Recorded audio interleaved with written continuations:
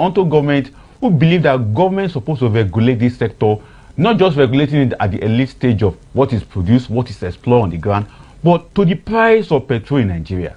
And that's why many are also asking the question that how come when there is a shake on the global crude oil price, it affects petrol price in Nigeria. In a recent meeting with petrol owner and petrol filling station owners, the Minister of Petroleum Resources, Senator Lapobori, hinted and said government doesn't have hand when it comes to price of petrol in Nigeria. Then he made a very big announcement by saying that the market forces control the price of petrol in Nigeria. And many people are asking, what is the market forces that the minister is talking about? Over the years, this issue of market forces have also called on government to look at how we can refine locally. As we stand right now, after the 4 national refineries that we own, only 2 are currently working at lower than 80% operational functionality. Talking about the Petrol refinery 1, as well as the Warri refinery that just started working recently. Meanwhile, a lot of hopes are also being put on Dangote refinery, who has over 650,000 barrels per day capacity, with over 25 million liters of fuel to produce every day. But here we are. That is not just enough for Nigerian consumption. And looking at even Dangote, argument about crude oil price, that also made him to reflect on the price that is selling to depot owners and the rest of them.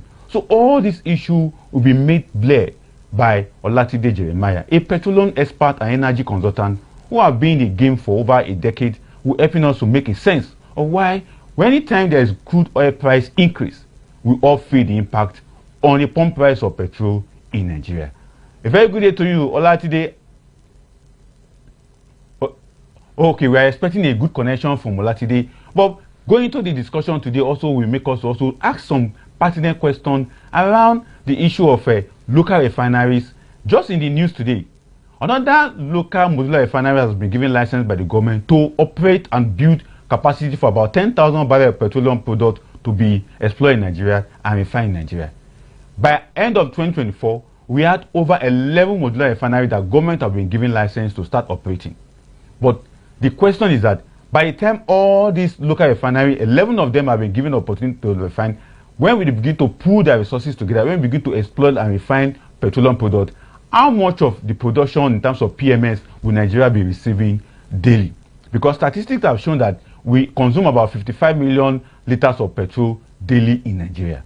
Even though it has not yet been fully confirmed that these are part of what we consume, because there is also the issue of smuggling of some of these petroleum products out of Nigeria to our neighboring countries, who are also enjoying what we call subsidy largesse in the past. But right now, petroleum product is selling as high as 1,000 naira to 1,200 naira. Talking about the location that where you are, you want to buy PMS in Nigeria. We'll be going for a short break now. When we return, I believe Olatide will be joining us through a virtual experience so that we can make sense of some of these issues going forward. Join us after this short break.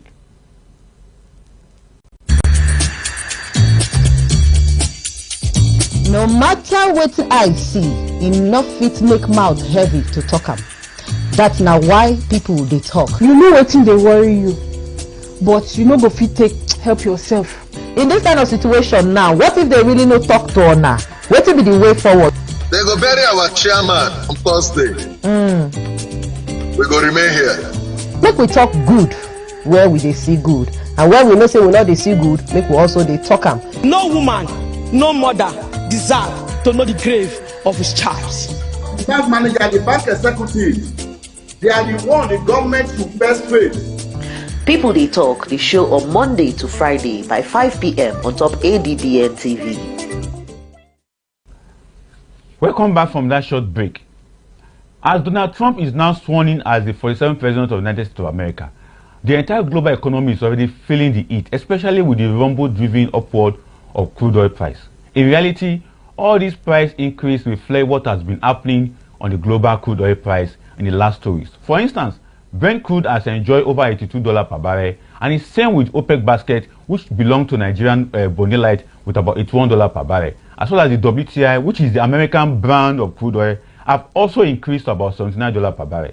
For instance, experts have opined that Nigeria will navigate through crude oil new pricing regime in the year, and the complexity international oil market challenging environment unfold. But the concern right now is that as high as this crude oil price is going, it is now reflecting on our petrol product here in Nigeria, with a price of PMS pump price going as high as 1,000 naira to 1,000 naira, depending on the location that you found yourselves. So we want to find a riddle behind all these PMS price that we are finding difficult to understand in Nigeria. So I've been joined by Olatide Jeremiah. A very good day to you, sir. Yeah, thank you. Thank you for having me. All right, now let's continue from where we stopped yesterday and try as much as possible to also educate maybe new viewers who are joining to understand the reason behind rising crude oil price on international market, how it's now affected price of PMS, price of petrol in Nigeria. So what is your take? What is reinforcing this high price of PMS in Nigeria, judging from the crude oil price we are witnessing on global market? Okay, once again, thank you for having me. And firstly, I would take Nigerians back to last year, August precisely last year. We had a decline in the crude oil prices. It declined to $73 per barrel, and it had a rise in January. It rose $2 per barrel in January, and that informed all of the prices we've been seeing from Dangote to the private depot owners to the independent marketers to the major marketers, recently to NNPCL and down to the pump price. So the reason behind the increase in the pump price is simply the rise in the crude oil. Now, talking about the rise in crude oil, although people also reacted that with Donald Trump coming into power, this could also have an effect on the price of crude oil as we speak right now. So what do you make with Donald Trump coming to power, even though he has made some pronouncement that America is going to ensure that they release their reserve, they are going to flood the market of global crude oil with their own reserve. So what do we make of that, whereby we now have a jack-knee increase in crude oil on international global market? Okay, thank you. During Donald Trump's campaign, he promised that his first day in office is going to put an end to the Russia-Ukraine war. And that has been one of the main reasons for the jack-up of crude oil price. And he also promised that the sanction that the previous administration, President Biden, imposed on Russian oil company, that he is going to reverse it.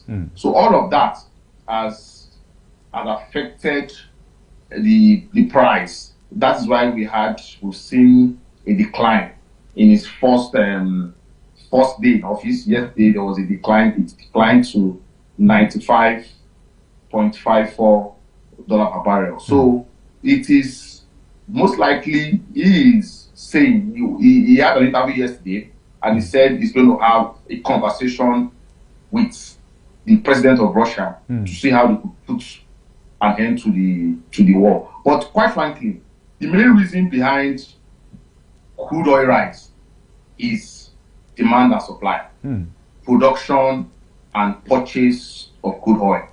When you just oppose it to our Nigerian market here, one of the main factors that affects our prices here is demand and supply. When you have lower supply of petroleum products, definitely you have increase in price. Same with the international markets for crude oil.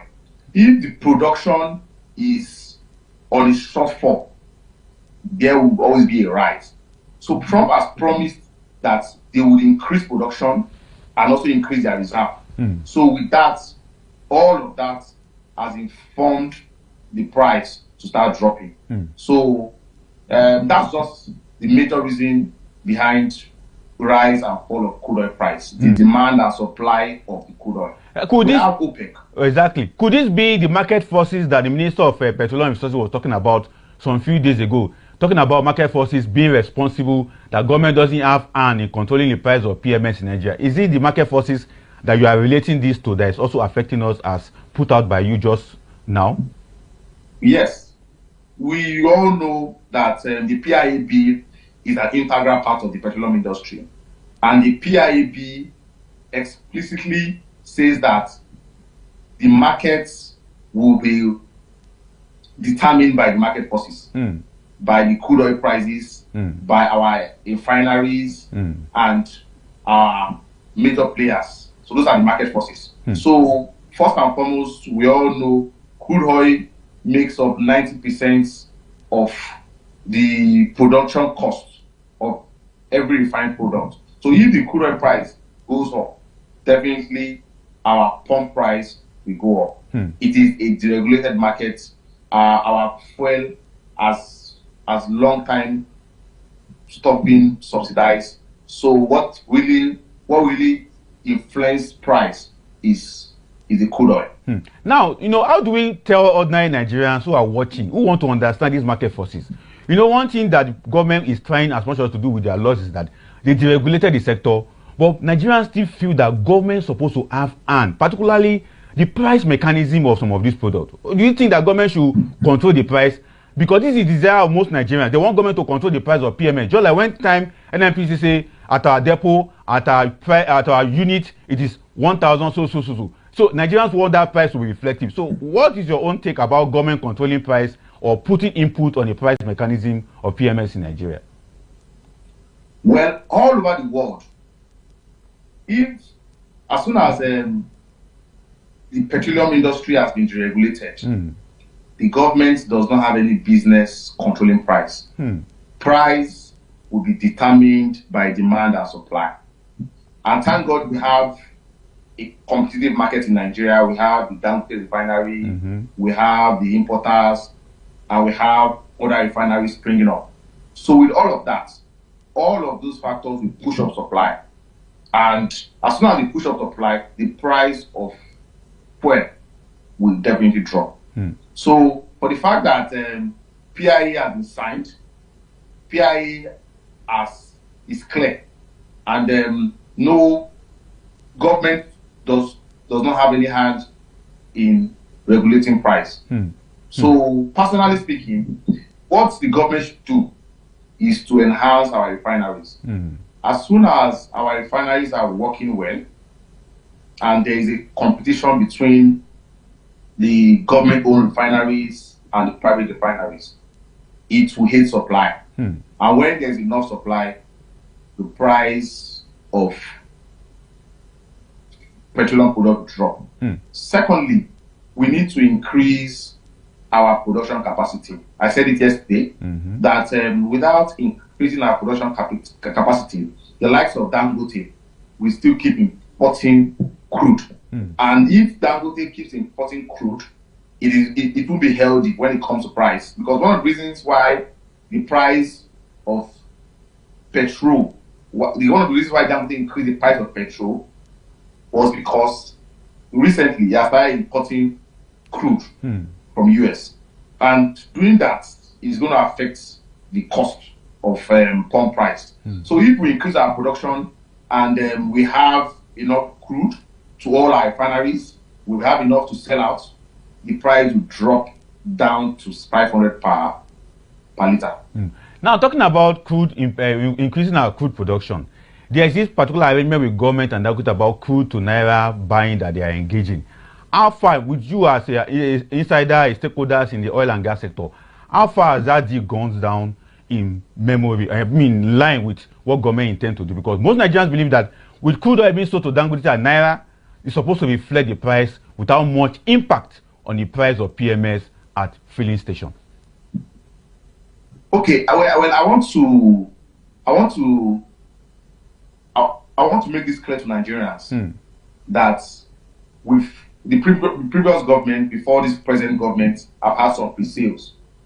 They've sold a large quantity of our crude to the IOCs, and because of that, we don't have enough crude for our refineries.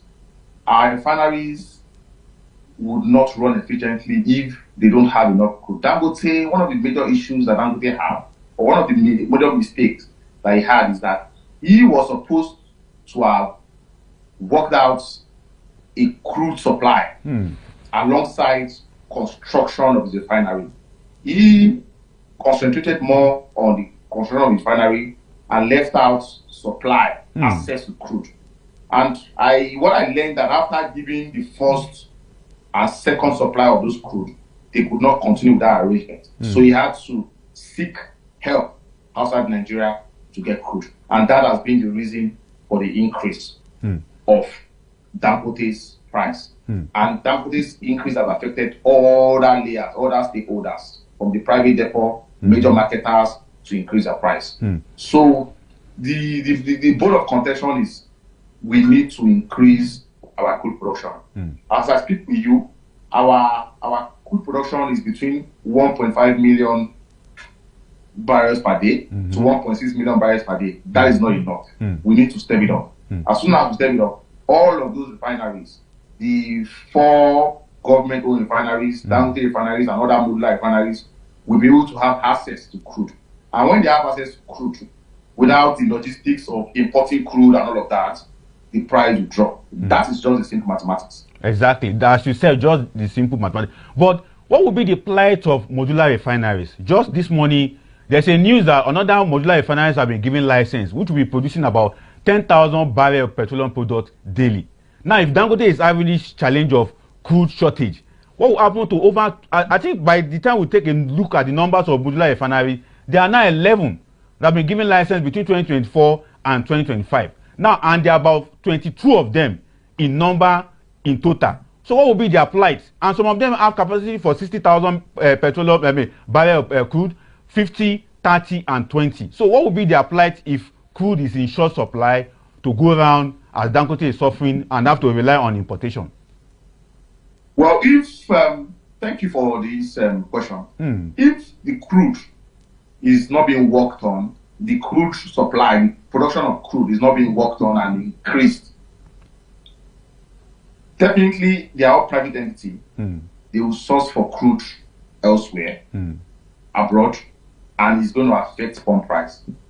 The moment you have a refinery here and you go and source crude abroad, the logistics of going and also bringing the crude in will definitely have effect on our pump price.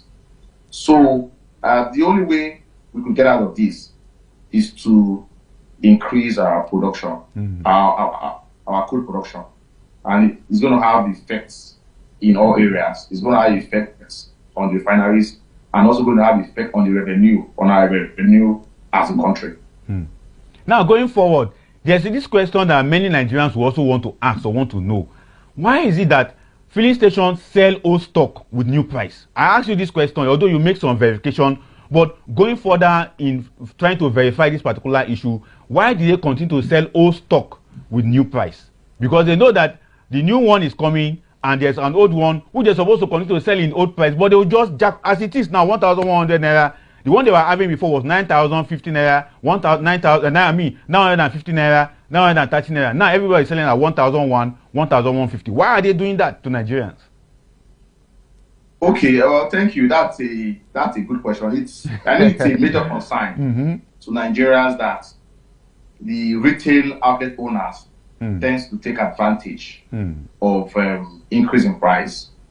And as a marketer that has run a station, I understand that sometimes we would want to make up our capital because it is a bit difficult now doing business in the downstream sector because of how capital intensive it is. Few years ago, before subsidy was removed, with just 5 million naira, you could get a 33,000 liters of a truck, and you make a 700,000 from it, and most likely you sell in a week or 10 days because of the purchasing power. People buy, and now that the subsidy has been removed, the cost of 30,000 liters now, as I speak with you, is between 33 million to 35 million. That is a whole lot. So many stations cannot afford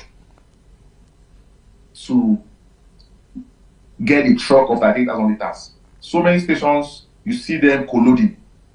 In a truck, they have like 3 to 4 compartments. 3 stations close by will do a co-loading at the depot. They would pay partially for a truck and they go to load at the depot. And when it comes, they dispatch in their different stations.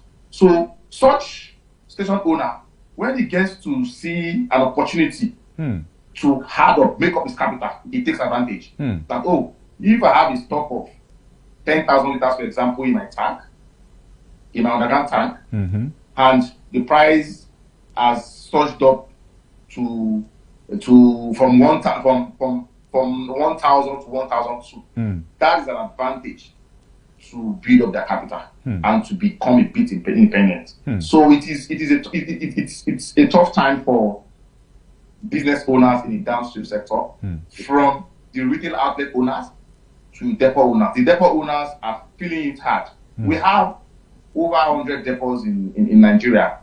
Just only less than 40 of them or 30 of them are operational, So many of them cannot operate.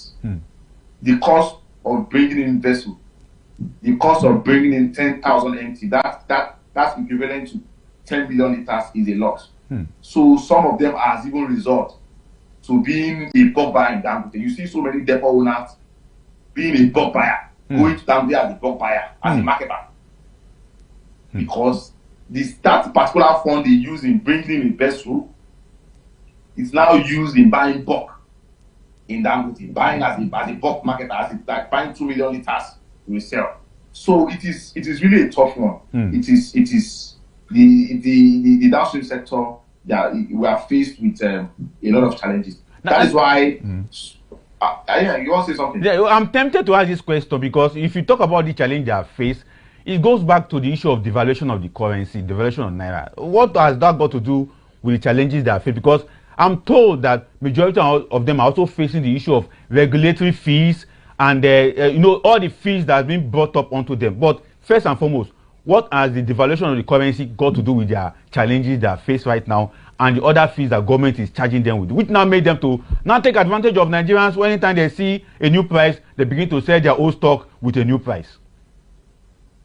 Well, you just mentioned one of the reasons that the currency devaluation is one of the major factors. We still have a large number of independent marketers that still import petroleum products, and they do that with the dollar. So the currency being devalued is a major disadvantage, and a major disadvantage there. But secondly, you look at the capital being used in such transaction, it is like a 300% increase compared to what you were using before. And most of them, they get their funds from the bank, and we are all aware that the banks have increased their interest. And the funny thing about it is that the margin still remains the same margin they make when they invest, when the price was still as low as 180 naira, 190 naira per liter, 150 naira per liter thereabout. That is still the same profit margin that is being made now. So that is the point I'm looking at. That the capital being invested is huge. The interest on that capital is huge. The PIA has mandated that NMDPRA impose charges on importers or those buying in bulk, off-takers at the depot. So all of those charges are a bit much on them. So what they do is that they transfer all of that to the final consumer. And I think the NMDPRA really need to look into ways on how the charges on those bulk buyers will be reviewed. Now, going forward into the discussion, talking about suggesting ways for government to address some of these challenges that we have found ourselves. Like the minister said, it is market forces that determine the price of PMS in Nigeria. It is market forces that determine the price of petrol at filling station. It is not federal government. But looking at the infrastructural gap and some of the policy challenges that we have, what is your advice to the government going forward to address the availability of fuel in Nigeria? Not just fuel, but affordable fuel for Nigerians. Yes, you've mentioned it, that there is an infrastructural gap, and that is why we still see all of this rise. When we say market forces has so many layers. The crude oil price is one. The functional refineries. The functional refineries are very important. So one of the factors government should go into is make sure our refineries are working. And the only way we could work, I said it yesterday, is when they are all privatized, partially privatized. And as soon as they are privatized, they will be efficient and highly operational. And with that, there will be competition. And when there's competition, the price of fuel, the price of petroleum product will drop. From petrol to diesel to LPG and to ATK, they will all drop. So it is more on making our refineries work. That is the bedrock of getting out of this high oil price. The refineries must work, and the government refineries, the Warri refineries, the Port Harcourt refineries, they should all get functional. Not all of these politicking they've been doing, this is working, this will start working, and all of that. This should be fully functional. They should privatize a reasonable percentage of the refinery. And as soon as they do that, I'm sure those private stakeholders, if they are given the opportunity to buy a reasonable stake there, they will run it. And as soon as they start running and there's competition, there's intense competition between Dangote and all of those guys, prices will start dropping. Now, talking about price dropping, this also reflects the laws that we have in hand, the PIA law that we have at hand. Is there any challenge with that law that will ensure that we have some of these fantastic suggestions that you have made available? Because people are also quarreling with that law, that we need to review the PIA as it stands today. Do you share in that sentiment that PIA need to be reviewed? That is the Petroleum Industrial Act law. Yes, quite frankly, the PIA bill is an excellent bill. Personally speaking, the bill is an excellent bill. The bill has been able to decentralize DPR to NMDPRA and NUPRC. Exactly. We now have a body for the upstream. We now have a body for the midstream and downstream. So there is more of efficiency in the downstream sector and the upstream sector. So I just want institution where all of those policies in that bill will be carried out. Those policies will be carried out, and as soon as all of those policies in that bill is carried out, there will be a stability. Exactly. Now, talking about midstream, downstream, upstream, some Nigerians are still confused about these three layers: upstream, midstream, downstream. Can you break down the upstream for us, break down the midstream for us, and break down the downstream for us? What do they really reflect to ordinary Nigerians if they really want to understand the oil and gas sector in the Nigerian economy? Upstream, midstream, and downstream, what do they really contain? Okay, thank you for that. That's a good question. Well, for the interest of Nigerians, to make it very clear, the three major layers in the petroleum sector is the upstream, the midstream, and the downstream. Before the PIA bill, it used to be under the umbrella of DPR, that's Department of Petroleum Resources. And they realized that they need efficiency, they need to be decentralized. That came about the bill. So for the upstream basically entails exploration of crude. Midstream entails transportation of crude. While downstream entails refining, storage, and marketing of petroleum products. Refining of crude to petroleum products, that is the refineries. Secondly, storage of those petroleum products. Those are the depots you have. And marketing it to the end users. Those are the retail outlets. So that is what the downstream entails. So the downstream is more connected, is more linked to the Nigerians. Exactly. Because that is where the filling stations are. Yes, that is where the stations are. Those are people that determine the prices of petroleum product. That is the process of refining, storing, and selling to the ordinary Nigerians. Very interesting from you, Olatide. Now, going forward into the discussion, because we have some few minutes more on the interview segment, for the businessmen who are in the oil and gas sector, what do you have to tell to them? Because Nigerians are believing that they are being shortchanged. You have old stock, you are selling a new price. So what should they do to save Nigerians from this exorbitant and price disparity that we have faced? Although on location, as well as your nearness to any filling station very close to your house or your office. So what do you have to say to businessmen in the oil and gas sector so that they can tamper some of these prices with a mercy for Nigerians to enjoy the availability of fuel? Okay. As a player in the industry and as a consumer, I'm going to speak from both ends. But firstly, I'm going to speak as a player, as a marketer in the industry, experienced marketer, and I am going to advise the players not to hoard products. Thank God for the coming of Dangote. It has helped stabilize the system. If not for the Dangote refinery, we would have had scarcity in December. Depot marketers, some of them might have taken advantage of the situation and hiked their price. Now, the reason is that they are not making too much profit these days because of the advent of Dangote. It is a price war. It is just like a game of who is in charge of this industry. The Dangote is refining and also loading up petroleum products.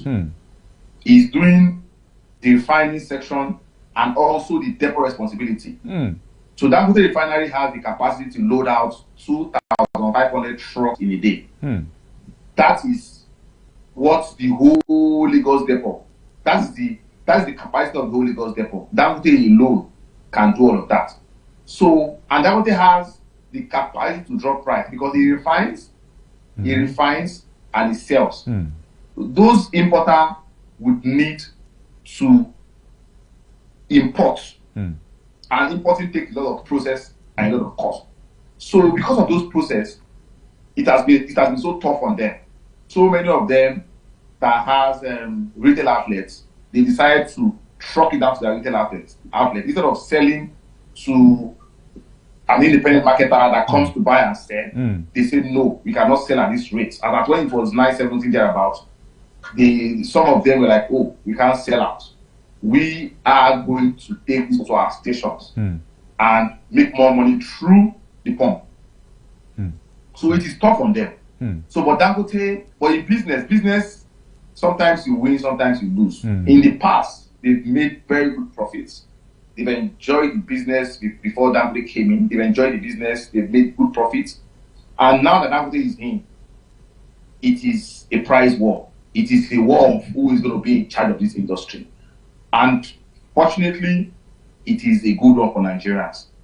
So, as a consumer also, I just want you to understand that it is a trying time for just the way you are having issues buying 1,000 naira per liter at the pump. Same way those marketers and business owners are finding it difficult to import products, to sell and all of that. So it is on both sides. It's on both sides. Very interesting from you, Olatide. I really love your conversation around this entire impact of rising crude oil price on petroleum products in Nigeria. I can't appreciate you enough.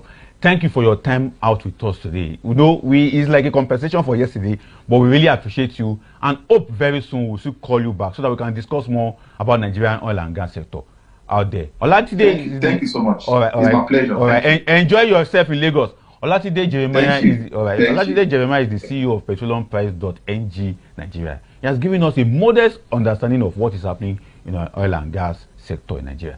However, we'll be joining a live stream program by the FCT minister, who is, but we'll first go on break. When we come back, we'll continue with the show. But I assure you, we'll be going on live program with the FCT minister soon. In the ever-changing world of fashion, hairstyles have remained a powerful form of self-expression, reflecting cultural trends and personal identities. These hairstyles transcend mere aesthetics, embodying the stories, struggles, and triumphs of the African diaspora. With the thread, they plait head that time. Ordinary thread, not the rubber thread itself. Ordinary thread, now they use. These hairstyles are more than just hair.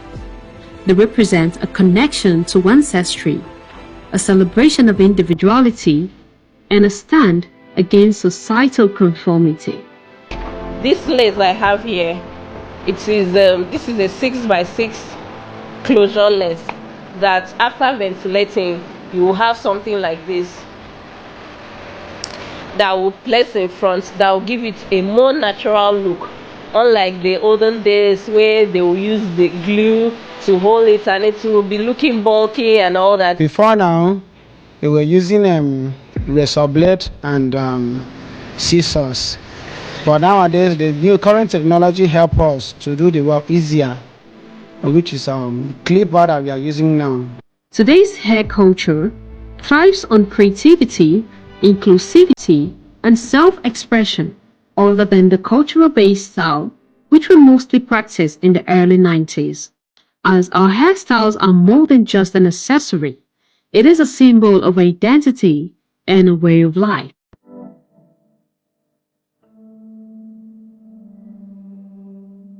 Special report on ADBN TV. Anytime. Thanks for being part of the show today. That has been our interview segment that we just finished. But we can't finish this show without looking at Nigerian stock market as it has happened on the trading floor today. A summary of what has happened will be shown on the screen right now. Talking about the stock market, a breakdown of it showed that a 137.99 plus 767.63, a bullish outing on the Nigerian stock market. Then we have about 13,000 deals that was performed on the Nigerian stock market. A 127 listed company participated, 29 gainers and 28 losers. Market capitalization was 63.3 trillion naira. Market value was 8.477 trillion naira. 24% improvement in volume, 9% improvement in turnover, and 6% decline in deals. Meanwhile, top volume has to do with Lasaco with a 108 million, Access Bank with 44 million, UBA with 27.9 million. On the other hand, we have a 1 week loss of 0.47%, 4 week gains of 1.87%, and year-to-date losses of 0.21%. With this, let's now take a look at top gainers table. The top gainers table, we have MTN with 256.30, a plus 10. Square Motor is still there on the top gainers with a 2.99, a plus 9.93. Omatech is also available with us here with a 0.89, a plus 9.88. The Universal Insurance is there with a 0.75, a plus 8.74. Let's now take a look at the top losers table. What is happening to the top losers table? NSL Tech is there topping the losers table with a 0.73, a minus 9.88. Abe Stell is there with a 3.30, a minus 9.09. Meanwhile, Suna Assurance is there with a 6.15, a minus 8.21. Then Deep is also topping, I mean on the bottom of the table of top losers with a 1.05, a minus 7.08. With this, let's now take a look at the crude oil and international market. WTI is still there with a green with a plus 0.49, followed by Brent with a plus 0.57. Then Bonny Light of Nigerian crude is still there with a minus 2.84. Meanwhile, OPEC is still basking in euphoria of its green nature with $82.17 per barrel, a plus 1.13. Let's now take a flip at the other table of commodity, talking about natural gas, coal, ethanol, and gasoline. For natural gas, it's a plus 0.69. Coal is back on the red side with a minus 0.12. Meanwhile, ethanol is still striving strongly and improving with a plus 7.25. On the other hand, gasoline is there with a plus 0.12. That is a plus 0.12 selling at $2.086 per gallon. Interestingly, ethanol has been doing fantastically well over the days of this week. Since 2 days back, it has been increasing its interest and its percentage. Now it is a plus 7.25. Ethanol good on the market as we speak. Now let's now take a look at the precious and industrial material, talking about gold, silver, copper, and steel. For gold, it is a plus 0.58. Meanwhile, silver is there with a plus 0.55. Copper is still on the red side with a minus 0.61. Meanwhile, steel still remain in red. Since 2 days back, steel has been ejaculating between the red side of the price, a minus 0.57 for steel. On gold side of the price is that gold has maintained a strong hold of its price, making sure that it remains $2,760 per ounce, making sure that it remains stable on international market with a plus 0.58. Followed by silver also still doing very well with a $30.911 per ounce. Let's now take a look at the next page of our precious industrial metal. Iron ore started the day with a red, palladium is in green, platinum is also in red, lithium is also in red. I've celebrated lithium this week so well, but shockingly, lithium is starting the day with a minus 0.06. On the part of iron ore, it is a minus 0.50. Palladium is a plus 0.63. Meanwhile, platinum ended the day with a plus 0.81. Let's now go to international agricultural commodity, talking about soya beans and the rest of them. Now, for soya beans, it is a green, a plus 10. Good for soya beans. A plus 10 is very, very high price for soya beans. Meanwhile, wheat is a plus 1.35. Very good also. But for cocoa, disappointing, a minus 0.01. And corn is there back. All throughout last week and the beginning of the week, corn has been on the red side. But shockingly and surprisingly, corn has shocked everyone, is now back on the green side with a plus 0.50. Let's now take a flip at the other page of foreign agricultural commodity, talking about cotton, rice, coffee, and sugar. For cotton, a plus 0.84. For rice, a plus 1.13. That is very great. Very, very great price. Meanwhile, coffee is red and sugar is also in red. Let's now take a look at one of the great price. Now, I think we have to go on a live program right now where the Minister of FCT is commissioning a road on Paiko Kore, Ibua 9-kilometer road in Gwagwalada. One of the fantastic work that the FCT Minister is doing. So let us celebrate him as the ADBN bring you the live program on the FCT Minister commissioning a road, a 9-kilometer road in Gwagwalada FCT.